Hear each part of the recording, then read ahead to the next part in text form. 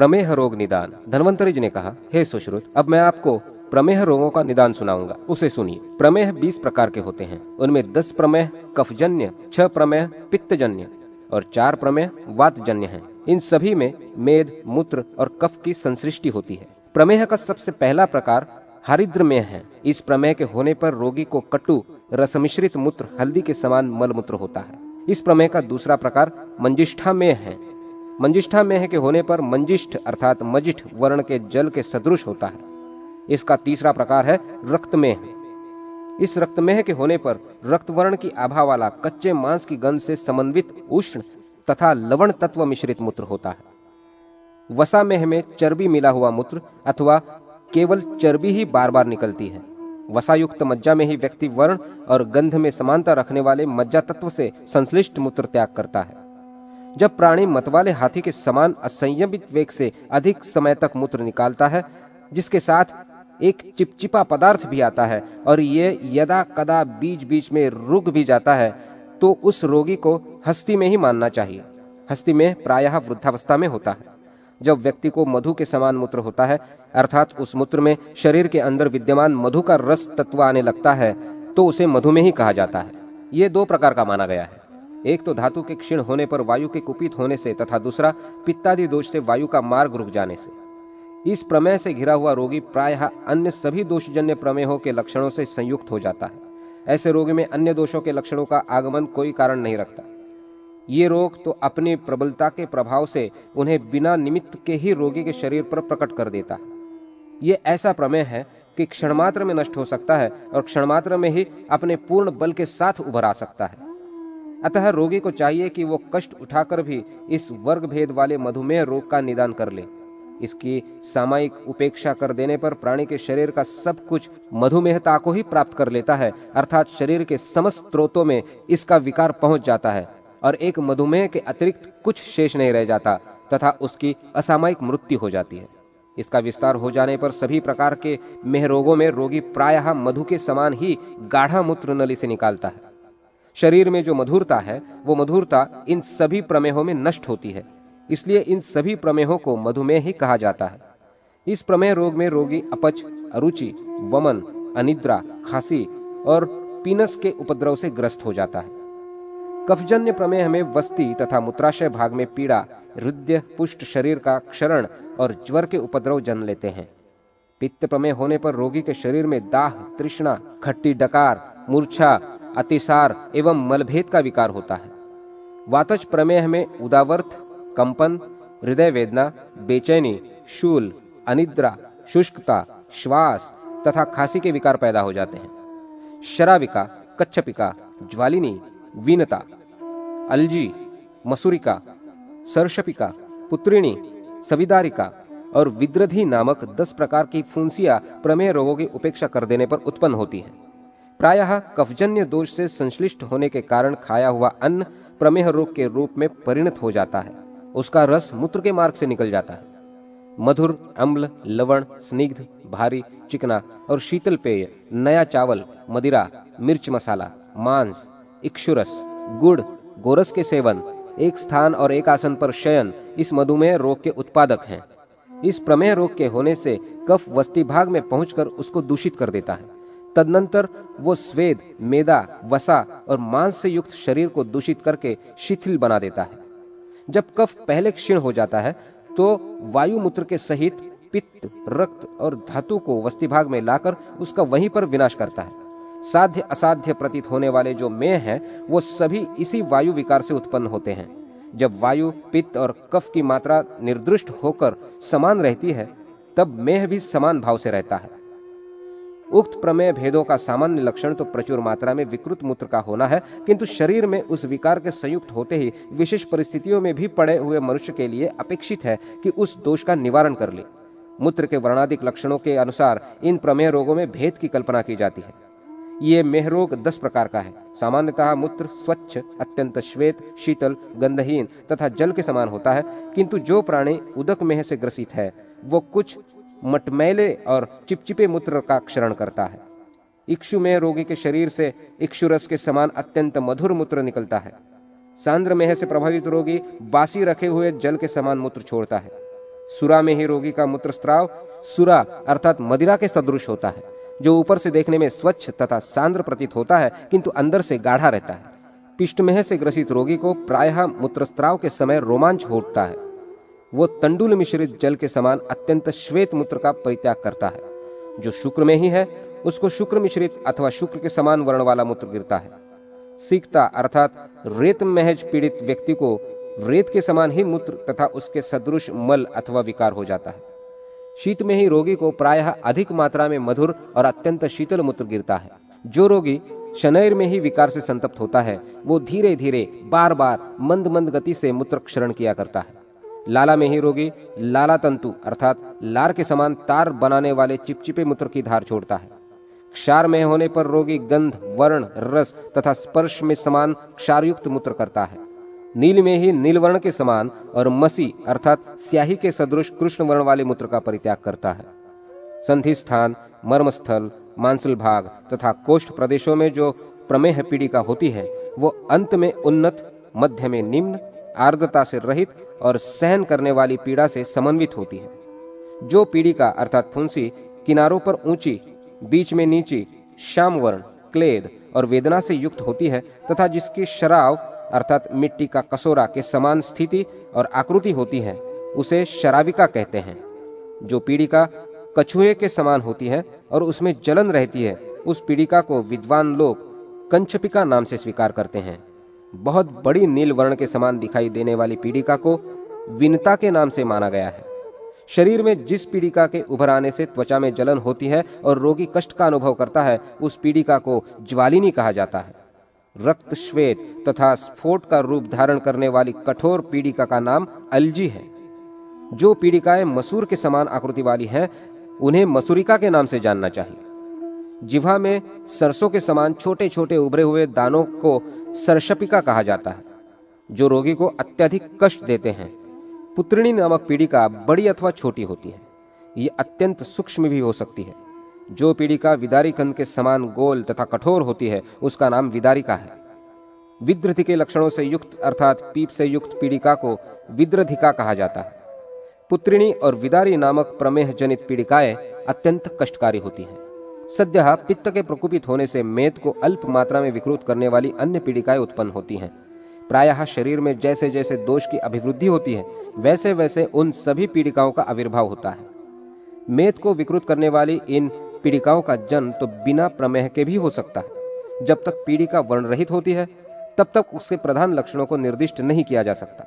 जो हल्दी के समान अथवा रक्त वर्ण या प्रारंभिक स्वरूप का परित्याग करने वाले रक्त मूत्र का क्षरण करता है उसको प्रमेह रोग के बिना रक्तपित्त रोग जानना चाहिए। रक्तपित्त रोग के प्रभाव से ही मूत्र का रंग हरिद्रा एवं रक्त वर्ण का हो जाता है। प्रमेह रोग का पूर्व रूप में स्वेद, अंग विशेष में अप्रिय गंध और अंगों में शिथिलता, शैया, भोजन, निद्रा तथा सुख की आसक्ति, हृदय, नेत्र, जिह्वा एवं कानों में असाधारण या साधारण भारीपन, जलन, बाल और नाखूनों में अभिवृद्धि, शीतल पदार्थों के प्रति प्रेम, कंठ तथा तालू में शोथ, मुख पर माधुर्य भाव और हाथ पैर में जलने के लक्षण दिखाई देते हैं। प्रायः इन सभी प्रमेह रोगों के रोगी के द्वारा किए गए मूत्र पर चींटियां दौड़ने लगती हैं। प्रमेह रोग में तृष्णा, मधुरता तथा चिकनाहट का लक्षण तो सामान्य है, किंतु मधुमेह होने पर अनेक प्रकार के विकारों का जन्म हो जाता है। शरीर में इस रोग के परिव्याप्त होने पर इसकी उत्पत्ति का कारण कफजन्य मानना चाहिए, अथवा सभी दोषों के क्षीण हो जाने पर यदि प्रमेह का कोई विकार दिखाई देता है तो वो वातुजन्य होता है। प्रमेह के ये सभी प्रकार तो कफ और पित्त से युक्त होते हैं, यथाक्रम जिनकी उत्पत्ति रति प्रसंग की आसक्ति के कारण रोगी के मूत्र भाग में होती है। जो प्रमेह पित्त दोष के कारण उत्पन्न होते हैं वे व्याप्त है। साध्य वही प्रमेह होता है जो अपने संपूर्ण लक्षणों से समन्वित होकर रोगी के शरीर में दिखाई नहीं देता। यदि वो सभी लक्षणों से पूर्ण हो जाता है तो उसका निवारण असंभव ही है। विद्रथि एवं गुल्म निदान। धन्वंतरि जी ने कहा, हे सुश्रुत, अब मैं विद्रथि और गुल्म का निदान कहता हूं, उसे आप सुने। बासी एवं अत्यंत उष्ण, रुक्ष, शुष्क तथा विदाहकारी भोजन करने से, टेढ़ी मेढ़ी शैया पर टेढ़ा मेढ़ा शयन करने से तथा रक्त को दूषित करने वाले विरुद्ध आहार विहार से रक्त दूषित होकर चमड़ा, मांस, मेदा, अस्थि, स्नायु एवं मज्जा को दूषित कर ये उदर का आश्रयण करता है।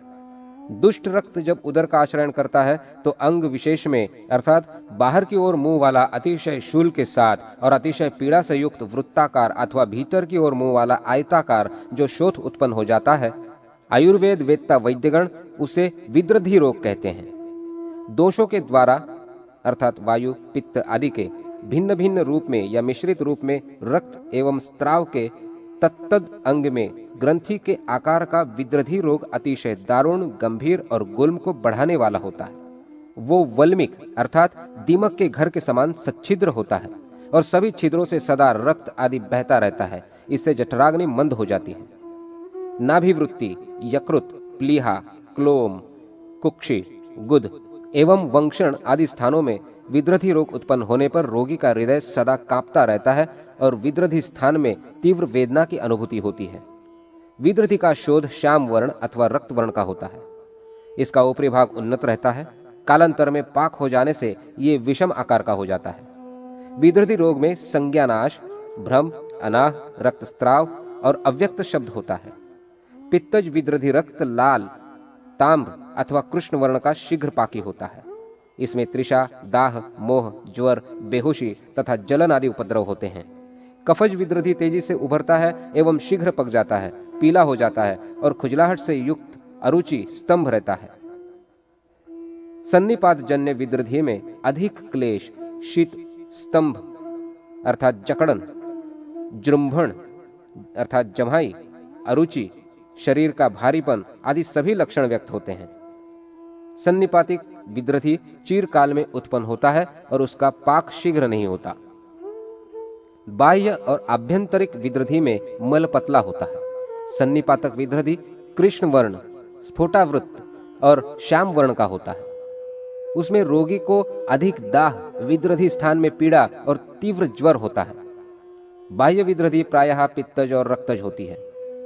गर्भाशयगत रक्तज अंतर विद्रधि केवल नारियों को ही होती है। शस्त्र आदि के अभिघात से अधिक रक्त के बहने पर यह रोग उत्पन्न हो जाता है। किसी स्थान के कटने पर वायु के द्वारा परिचालित रक्त पित्त को प्रेरित करता है, जिससे रक्त पित्त लक्षण वाला विद्रधि रोग उत्पन्न होता है। ये अत्यंत उपद्रवकारी होता है। स्थान भेद से उपद्रवों का भेद कहा जाता है। नाभि में विद्रधि रोग होने पर उसकी धौकनी की तरह गति अर्थात हिचकी होती है। वस्ती और मूत्राशय आदि में विद्रधि होने पर मूत्र त्याग में दुर्गंध बहुत तथा क्लेश अधिक होता है। प्लीहा स्थान में विद्रधि होने पर श्वास प्रश्वास का रोध हो जाता है और अत्यंत प्यास लगती है। क्लोम स्थान में विद्रधि उत्पन्न होने पर गले का रोध तृषा होने लगती है। हृदय में विद्रधि होने पर सर्वांग में वेदना होती है। मोह, तमक, श्वास, कास से हृदय की शून्यता का बोध होता है।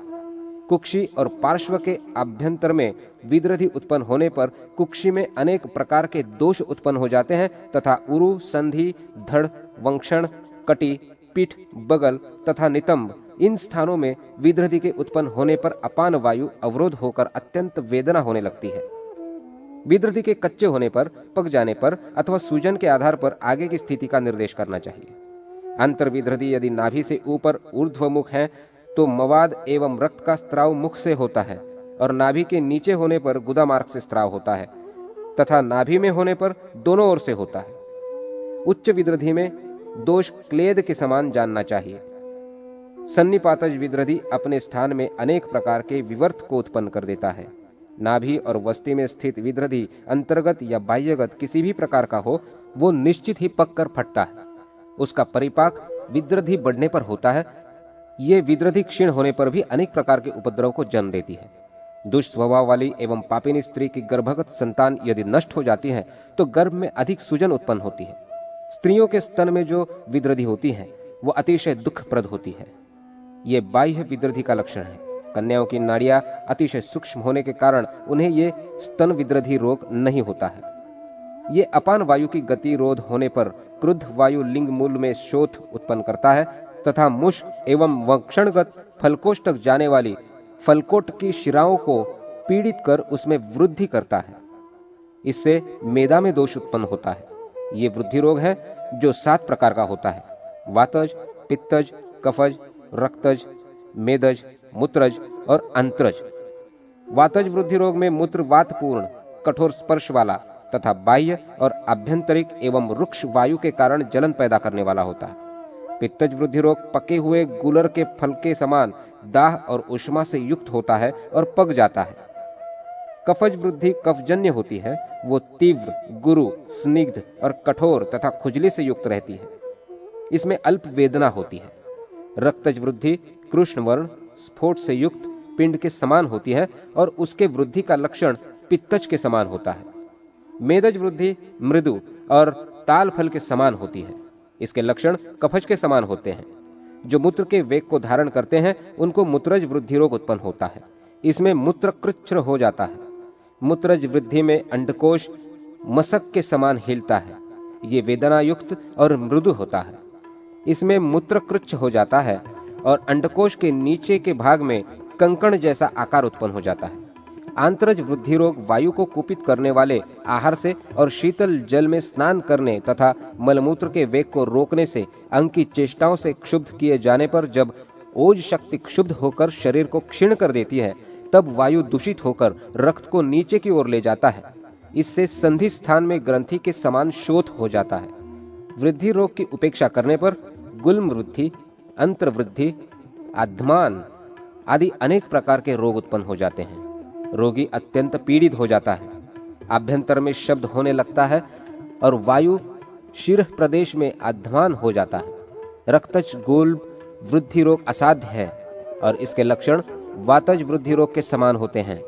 गुल्म वृद्धि रोग काली नीली शिराओं के जाल से उसी प्रकार व्याप्त हो जाता है जैसे कोई झरोखा मकड़ी के जाल से आवृत हो जाता है। ये गुल्म रोग 8 प्रकार का होता है। वातिक, पैत्तिक, श्लैष्मिक, वातपैत्तिक, वातश्लैष्मिक, पित्तकफ और सन्निपातिक। ऋतु संबंधित रक्त के दूषित होने पर 8वां अर्थात आर्तवदोषज गुल्म केवल स्त्रियों के गर्भाशय में ही होता है। जो मनुष्य ज्वर, मूर्छा, अतिसार के द्वारा एवं वमन विरेचनादि पंचकर्म के द्वारा दुर्बल हो तथा वातकारक अन्न का भोजन करे, जो शीत से अथवा भूख से पीड़ित हो और भोजन से पूर्व खाली पेट अधिक जल पिए अथवा जल में तैरे एवं देह को क्षुब्ध करने वाला उपवास करे तथा वमन का वेग न होने पर भी वमन करने का प्रयास करे, स्नेहन स्वेदन के बिना वमन विरेचन आदि करे अथवा ठीक प्रकार से शुद्धि कर्म के बिना वात विदाही अन्न का सेवन करे या कष्ट देने वाले सवारी पर चढ़े, तो संपूर्ण वातादि दोष अलग अलग या एक साथ मिलकर देह स्त्रोत्र में गमन करते हैं और ऊर्ध्व अधो मार्ग को आच्छादित या निरोध करके वायुशूल उत्पन्न करते हैं। ऐसी दिशा में छूने से अनुभव में आने वाला गर्म, ऊंचा उठा हुआ तथा गांठ जैसा गुल्म रोग उत्पन्न हो जाता है। धातु के क्षीण हो जाने से कफ विष्ठादि के द्वारा मार्ग अवरुद्ध हो जाने से वायु कोष्ठ में स्थित हो जाता है और रुक्षता के कारण कठोर हो जाता है। ये अपने आश्रय में स्वतंत्र रूप से दुष्ट हो जाता है और पराश्रय में परतंत्र भाव से दुष्ट हो जाता है। तदनंतर मल एवं श्लेष्मा से संयुक्त होने के कारण पिंड जैसा हो जाता है। इसे वात गुल्म कहते हैं। ये वस्ती, नाभि, हृदय और पसलियों में उत्पन्न होता है। वातज गुल्म रोग में सिर में पीड़ा, ज्वर, प्लीहा, अंत्रकूजन, सुई के वेद के समान पीड़ा, ये सभी उपद्रव होते हैं और बहुत कष्ट से मूत्र होता है। उक्त रोग वायु चालित होकर शरीर, मुख, पैर, शोथ, अग्निमांद्य आदि उपद्रवों को उत्पन्न करता है। विशेषतः शरीर में चमड़ा रुक्ष और कृष्ण वर्ण का हो जाता है। वायु के चंचल होने के कारण गुल्म रोग का कोई निर्दिष्ट एक स्थान नहीं है, अतः ये अनेक प्रकार की व्यथाएं उत्पन्न करता है। वातज गुल्म रोग में चींटी के चढ़ने या काटने जैसा स्फुरण होता है और चुभने की तरह व्यथा होती है।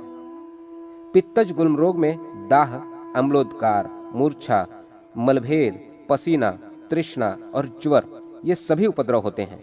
संपूर्ण शरीर हल्दी के वर्ण का हो जाता है। इस रोग में शोथ भी हो जाता है और श्लेष्म घटता बढ़ता रहता है। गुल्म के स्थान में जलन सी प्रतीत होती है। कफज गुल्म रोग में स्तैमित्य, अरुचि, सिर में वेदना और अंगों में शिथिलता, शीत ज्वर, पिनस, आलस्य, हृल्लास, चमड़े का सफेद या काला होना आदि लक्षण होते हैं। कफज गुल्म गंभीर, कठिन और गर्भस्थ बालकों के समान भारी होता है।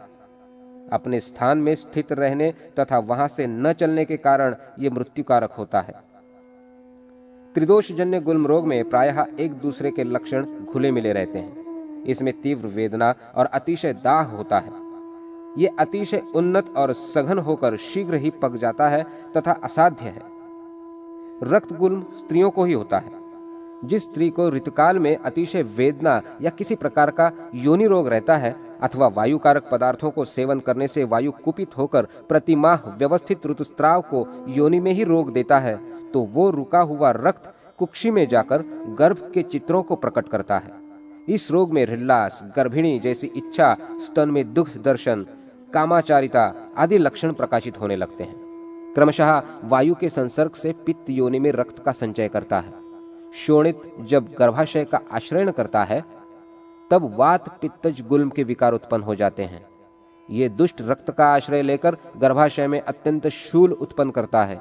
योनि में स्त्राव, दुर्गंध, कभी कभी स्पंदन और वेदना होती है। कभी कभी ये गुल्म गर्भ जैसा हो जाता है। दुष्ट रक्त एवं दुष्ट आश्रय के कारण ये विद्रधी गुल्म कभी देर में पकता है, कभी नहीं पकता है और कभी जल्दी पक जाता है। अतः शीघ्र दाह पैदा करने वाला होने के कारण ये विद्रधी गुल्म कहा जाता है। अंतराश्रय गुल्म में वस्ति, कुक्षी, हृदय और प्लीहा में वेदना होती है। जठराग्नि और बल का नाश हो जाता है। मल मूत्रादि का वेग रुद्ध हो जाता है। बहिराश्रय गुल्म में इसका उल्टा होता है, अर्थात वस्ति, कुक्षी आदि में वेदना अधिक नहीं होती, वेग का प्रवर्तन होता है। गुल्म स्थान में विवर्णता और बाहर के भाग में अत्यधिक ऊंचापन आदि लक्षण उपस्थित होते हैं। ऊपर नीचे वायु रोध के कारण तीव्र वेदना और उदर में आध्मान होता है। इसे अनाह रोग कहते हैं। जो ग्रंथि ऊपर उठी होती है तथा कठोर अष्ठिला की तरह होती है उसे अष्ठिला विद्रधि कहते हैं। उसकी आकृति यदि समस्त चिन्हों से युक्त एवं तिरछी हो तो उसे प्रत्यष्ठिला कहते हैं। पक्वाशय में उत्पन्न होने वाला वायु तीव्र वेदना से युक्त होकर डकारों की अधिकता, शौच का विबंध, भोजन की अनिच्छा, आंतों का सुजन, आटोप आध्मान, अग्निमांद्य, ये सब उत्पन्न होने वाले गुल्म के पूर्व संकेत हैं।